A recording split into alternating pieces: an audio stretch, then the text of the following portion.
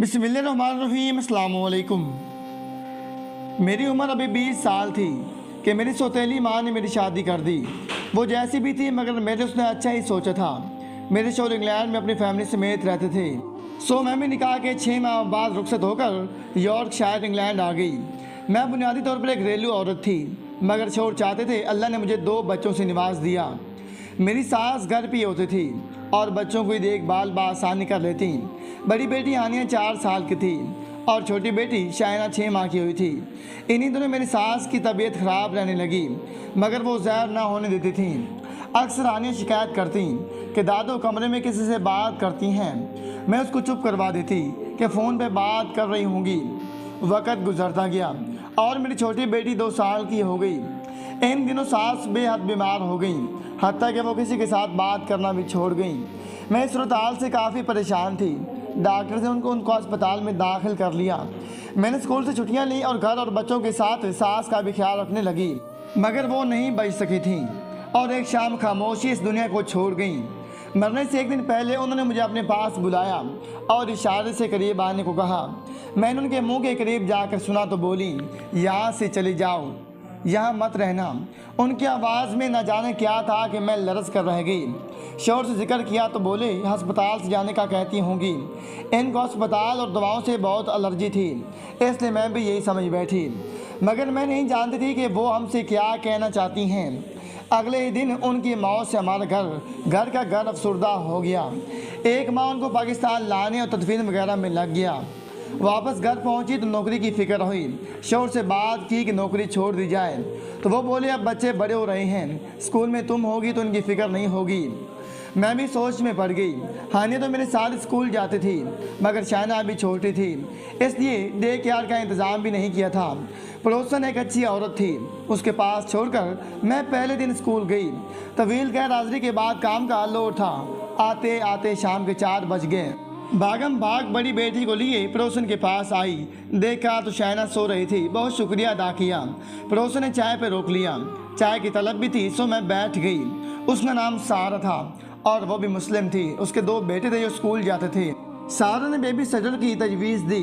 वो कंपनी को जानती थी जहाँ से बेबी सिटर की खिदमत हासिल की जा सकती थी। अंधा किया चाहे 2 आँखें। मैंने फ़ौरन राब्ता नंबर लिया। सारा ने मुझे बताया कि कंपनी में एक मुस्लिम लड़की भी काम करती है जिसका नाम आलिया था। इसी को बुलाने का कहा क्योंकि सारा भी ज़रूरत के वक़्त उसी को बुलाती थी। मैंने कंपनी को फ़ोन किया और आलिया को भेजने का कहा। कंपनी ने शाम 8 बजे का वक़्त दिया। मैं बेचैनी के साथ उसका इंतज़ार करने लगी। ठीक 8 बजे आलिया आ गई। वो एक सुलझी हुई लड़की थी। उम्र तकरीबन 22 साल के लगभग थी। वो अपना और अपनी माँ का पेट भरने के लिए नौकरी कर रही थी। आलिया का सारा बायोडाटा कंपनी ने भेज दिया था। मुझे भी वो एक मुखलिस लड़की लगी और मैंने उसे नौकरी पे रख लिया। जब उसे मालूम हुआ कि मैं उसे मुस्तकिल तौर पर रख रही हूँ तो वो बेहद खुश हुई और अगले ही दिन सुबह 8 बजे आने का वादा कर लिया। अगले दिन सुबह वो ठीक 8 बजे मेरे घर आ गई। शायना से देखकर बहुत खुश हो गई। वो घर से जाना नहीं चाहती थी। अब एक खेलने वाले इंसान से मिल रहा था।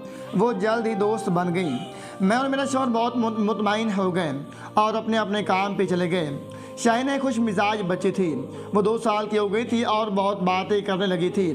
पूरे घर में भागती दौड़ती फिरती। हानिया स्कूल से आ जाती तो दोनों मिलकर बहुत औदम मचाती थीं। देखते ही देखते 1 माह गुजर गया और आलिया ने मेरा भरोसा जीत लिया। वो एक अच्छी और मुखलिस लड़की थी। कुछ दिनों से मैं देख रही थी कि वो मुझसे कुछ कहना चाहती थी।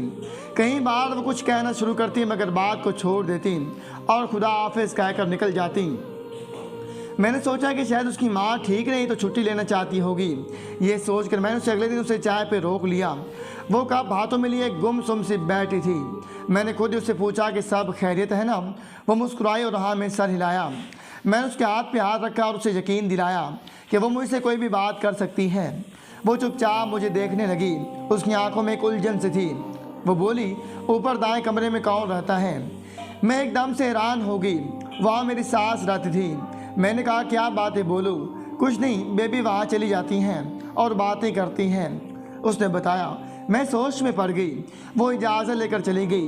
रात को शोर से ये बात की तो बोली, तुम भी क्या फजूल बातें सोचने लगी हो? शायना अम्मी से बहुत करीब थी, उनकी तस्वीर से बातें करती होगी। मुझे भी ये सुनकर सुकून सा हो गया। वाकया ही ऐसा था। अम्मा उसे बहुत लाड करती थी। अगले दिन मैंने आलिया को भी समझा दिया, वो भी मुतमईन हो गई। उस शाम हमारी शादी की सालगिरह थी। शोहर बहुत खुशगवार मूड में थे। उन्होंने एक फ़िल्म देखने का प्लान बना रखा था और खाना भी बाहर ही खाने वाले थे। मैंने आलिया से बात कर ली कि वो रात 11 बजे तक बच्चों के पास से रुक जाएं। हमारी कोशिश थी कि हम जल्दी घर आ जाएंगे। वक़्त मुकर्रर पे आलिया घर आ गई। शाम के 6 बजे थे। बच्चियां टीवी पे कार्टून देख रही थी। मैंने आलिया को सब औकात समझा दिए कि बच्चियों को 8 बजे सोने के लिए ऊपर उनके कमरे में ले जाएं और खाना वो खा चुकी हैं। आलिया के लिए फ्रिज में खाना मौजूद था जो वो खा लें। एमरजेंसी के तौर पर वो मुझे या मेरे शोहर को फ़ोन कर सकती थी, मगर मैं नहीं जानती थी कि मैं उसकी ज़िंदगी को दांव पर लगा कर जा रही थी। हमारे जाने के बाद आलिया ने दरवाजे बंद कर दिए और तमाम खिड़कियां भी चेक कर लीं। बाकी के वाक़यात आलिया ने मुझे बताए, उसी की ज़बानी सुनिए।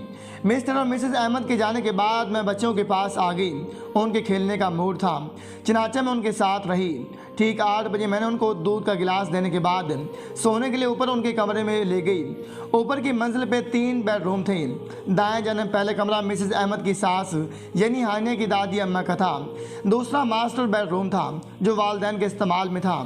दूसरी जानिब बच्चियों का कमरा था। इन कमरों में अटैच बाथ भी थे।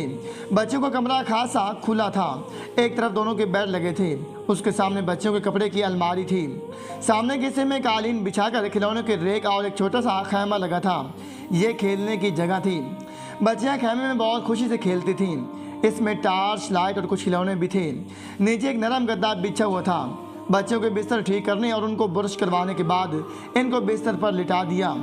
हानिया के सोने का इरादा नहीं था, बल्कि वो कहानी सुनना चाहती थी। मैंने कहानियों की किताब खिलौनों के रेक से निकाली जो हानिया की पसंदीदा थी और इसमें से कहानी सुनाने लगी। इस दौरान में शाइना सो गई थी। हानिया को शब बखैर कहकर मैंने दरवाज़ा बंद कर दिया और नीचे आ गई। घड़ी की सुइयां 9 बजा रही थी। मुझे कुछ भूख लग गई थी। मैंने फ्रिज में झांका तो पास्ता और एक पिज़्ज़ा मौजूद था। मैंने पिज़्ज़े के 2 स्लाइस काटे और गर्म करने ओवन में रख दिए। घर में एक अजीब सी खामोशी थी। मुझे घबराहट सी होने लगी तो मैंने माँ को फ़ोन मिलाया। उनसे बात करके काफ़ी सुकून महसूस हुआ। उनसे अपनी घबराहट का जिक्र किया तो वो बोली, अक्सर नई जगह पे ऐसा ही होता है। दिन में जहाँ कोई उलझन नहीं होती वहाँ रात में अजीब सी अजनबियत महसूस होती है। तुम परेशान ना हो, 2 घंटे में घर वाले आ जाएंगे, तुम आ जाना। मैं तुम्हारे इंतज़ार में जाग रही हूँ। ये बात सुनकर मुझे भी हौसला हुआ। वाकई में ख्वाब में घबरा रही थी। फ़ोन बंद करके मैं वहीं खड़ी सोच रही थी कि अचानक ऑन की बीप हुई और मैं उछल पड़ी। ओह, मुझे क्या हो गया है। मैंने खुद गुलामी की और ऑन से पिज़्ज़ा निकाल कर फ्रिज से एक सोडा कैन लेकर लॉन्च में आ गई। टीवी लगाने के लिए जब रिमोट की नज़र दौड़ाई तो वो कहीं नज़र नहीं आया। मैंने सोफ़ा, किचन, मेज़ के नीचे हर जगह तलाश किया, मगर उसे ना मिलना था ना मिला। थक कर मैं सोफे पे बैठ गई और पिज़्ज़ा खाने लगी। अभी मैंने 2-3 नवाले खाए होंगे कि मुझे हंसने की आवाज़ सुनाई दी। मैंने प्लेट मेज़ पर रखकर सीढ़ियों के पास आकर कान लगाए। उसी वक्त दोबारा हंसी की आवाज़ सुनाई दी। ये दोनों अभी सोई नहीं है। मैं दिल में कैद के ऊपर आ गई। कमरे का दरवाज़ा खुला था, जबकि मुझे याद पड़ता था कि मैं उसे बंद करके गई थी। मैंने उसे ऐसे से दरवाज़ा खोला। कमरे में लाइट लैंप की नीली रोशनी फैली हुई थी। छोटी बेटी शाइना अपने बिस्तर पर बेखबर सो रही थी, लेकिन हानिया का बिस्तर खाली था। मैंने नज़र घुमाई तो खैमे में रोशनी नजर आई, साथ ही बच्ची का साया भी था। मैं खैमे की तरफ गई और नीचे बैठकर उसे खोलने लगी। हानिया, साथ ही मैंने धीरे से कहा, आप ही मैं यहाँ हूँ। मुझे अपने पीछे आवाज़ आई। मैंने बैठे बैठे गर्दन घुमाकर देखा तो हानिया बैठ कर नीचे थी। उसने इशारा किया कि वो खैमे में नहीं है। मेरा दिमाग चकरा कर रह गया। मैंने आगे बढ़कर खैमा खोल दिया। इसमें कोई भी नहीं था। टार्च जल रही थी। मैं घबरा कर उठ खड़ी हुई। मुझे कुछ भी समझ में नहीं आ रहा था।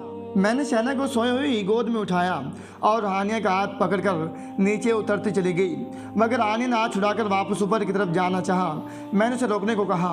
शैना को सोफे पर लिटा के मैंने उसे बुलाया। मैं वापस जा रही हूँ सोने के लिए, उसने कहा और सीढ़ियाँ चढ़ने लगी। वो लाला थी मेरी फ्रेंड, इमेजिनरी फ्रेंड। उसने कहा तो मैं सन्नाटे में रह गई। तुम बिस्तर के नीचे क्यों थी? मैंने परेशानी से पूछा। उसकी मम्मा आ गई थी। वो मुझे अच्छी नहीं लगती, डराती हैं, वो नॉर्मल अंदाज में बता रही थी। मेरा दिमाग चकरा रहा था। खैमे में ज़रूर कोई था। कौन था वो, या मेरा वहम था? मुझे कुछ समझ में नहीं आ रही थी। इस दौरान हानिया ऊपर चली गई और मैं साख्त बैठी छोटी को देखती रह गई। जो कुछ भी था उसका वास्ता ऊपर की मंजिल से था। मेरा वहम था या हकीकत। हानिया को नीचे ले आती हूँ जब तक उनके वालिदैन नहीं आ जाते। ये सोच कर मैं एक नज़र सोई हुई शहना पे डालकर ऊपर जाने लगी। राहदारी रोशन थी। दाएं जानब के कमरे का दरवाज़ा खुला हुआ था। ये वही कमरा था जहाँ अहमद साहब की वालदा रहती थी। ये कमरा उस दिन से हमेशा मुखफिल किया जाता था जब से छोटी बेटी शाइना वहाँ बातें करने लगी थी। ये दरवाज़ा क्यों खोल दिया है हानिया ने? ये सोचती मैं कमरे के पास आ गई। हानिया, कहाँ हो आप? मैंने आवाज़ दी, साथ ही दरवाज़ा खोला। कमरे में अंधेरा था। मैंने लाइट का बटन तलाश किया। बटन दबाते हुए मैंने अलमारी में आहट सुनी। कमरा खाली था। कमरे के वस्त में बेड बिछा हुआ था। उसके सामने वाली दीवार में एक बड़ी खिड़की थी। बेड के दूसरे जाने में एक दीवार गैर अलमारी थी। आहट वहीं से सुनाई दी थी। मैं परेशानी से अलमारी की तरफ आ गई। हानिया, आप यहाँ हो? मैंने उसके हैंडल को छुआ। उसी वक्त मेरे पाँव पर किसी ने हाथ रखा। हानिया हमेशा बेड के नीचे छुप कर खेलती थी। मैंने देखा बिना ही कहा कि ये खेलने का वक्त नहीं है। उसी दम पीछे से आवाज़ आई, आप ही, मैं यहाँ हूँ। मैंने झटके से मुड़कर देखा तो हानिया दरवाजे में खड़ी थी। तो ये हाथ किसका था? मैंने नीचे देखा तो एक सफ़ेद सा बाजू नजर आया और मेरे अलग से चीख निकल गई। मैं बुरी तरह दौड़ती हुई नीचे आ गई। हानिया मेरे साथ थी। मैं इस घर में नहीं रह सकती, मुझे जाना होगा। चलो बच्चों, हमें जाना होगा अभी। मैंने हानिया से कहा और शाइना को उठाना चाहा, मगर सोफ़ा खाली था। शाइना वहाँ नहीं थी। शाइना के गायब हो जाने से मेरी हालत गैर हो गई। मैं चीख चीख कर उसे आवाज़ें देने लगी। हानिया भी डर गई थी। मुझे कोई जवाब नहीं मिला था तो मैं सोफे पे गिरकर रोने लगी। मेरा जहन माऊफ हो गया था। हानिया मुझसे लगकर रोने लगी। उसने रोता देखकर मैंने खुद को संभाला। मुझे हिम्मत करनी होगी। ऐसा कुछ नहीं हो सकता। मैं इन बच्चों की निगरान थी। मैं इन्हें कुछ नहीं होने दे सकती, चाहे कुछ भी हो जाए। मुझे बच्चों की हिफाजत करनी होगी। मैंने आंसू पूंछ डाले। हानिया को साथ लिपटा लिया, उसको तसल्ली दी और कहा, हमें शाइना को ढूंढना है। हम इसे पूरे घर में तलाश करेंगे। वो कहीं नहीं जा सकती, वो यहीं होगी इसी घर में। ये सब समझाने के बाद हमने शाइना को ढूंढना शुरू कर दिया। नीचे ड्राइंग रूम में और टीवी लाउंज के अलावा एक स्टडी रूम भी था। मैं वहाँ गई। हानिया भी मेरे पीछे पीछे थी। पूरा कमरा खाली था, वहाँ कोई भी नहीं था। मैंने शाइना को आवाज़ दी मगर कोई जवाब नहीं मिला। हानिया बाहर निकल गई। मैं उसके पीछे ही बाहर आ गई थी। मैंने सोचा फ़ोन करूं और मिसेस अहमद को ये सब बताऊं, मगर वो मेरी बात का यकीन ना करती और शाइना का ख्याल न रखने के लिए उल्टा मुझे सरजंश करती। मैंने शाइना के बारे में सोचना शुरू कर दिया कि वो कहाँ जा सकती हैं। कहीं अपनी दादी अम्मा के कमरे में तो नहीं चली गई। ये ख्याल आते मेरे दिल ज़ोर ज़ोर से धड़कने लगा। इस कमरे में वो हाथ दिखाई दिया था, मगर बच्ची को अगर कुछ हो जाता है तो मैं अपने आप को ज़िंदगी भर माफ़ नहीं करती। मैं सीढ़ियों के करीब आई। उसी वक्त मुझे रोने की आवाज़ सुनाई दी। आवाज़ ऊपर से आ रही थी।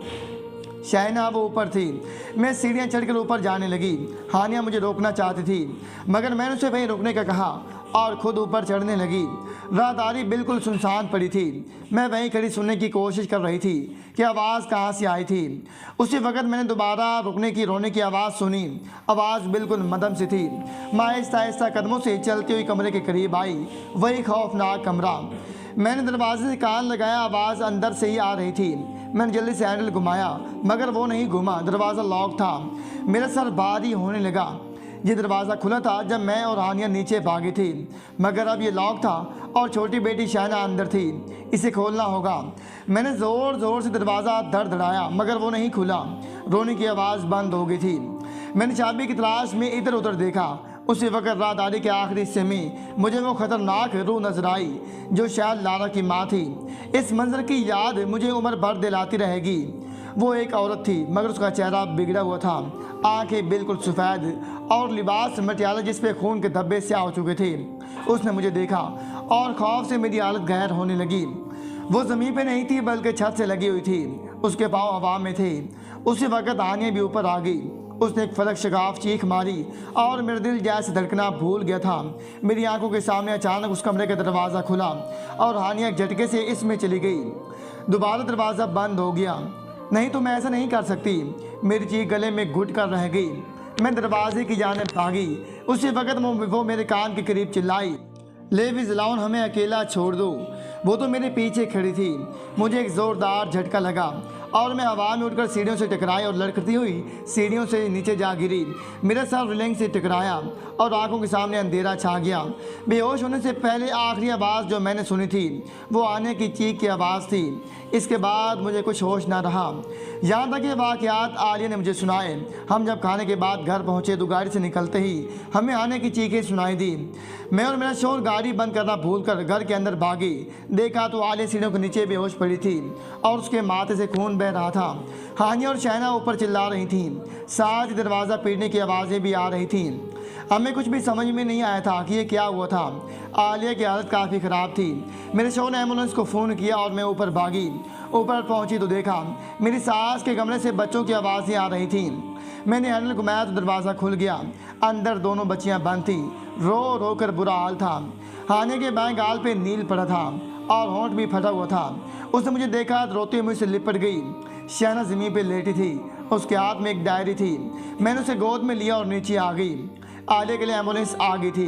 वो अभी तक बेहोश थी। हानिया उसे देखकर आपी चिल्लाने लगी। आपी को क्या हुआ, वो मुझसे पूछ रही थी। मेरी समझ में कुछ भी नहीं आ रहा था। हम सब अस्पताल चले गए। आलिया के वालिदा को इतला दे दी गई और वो भी वहीं आ गई।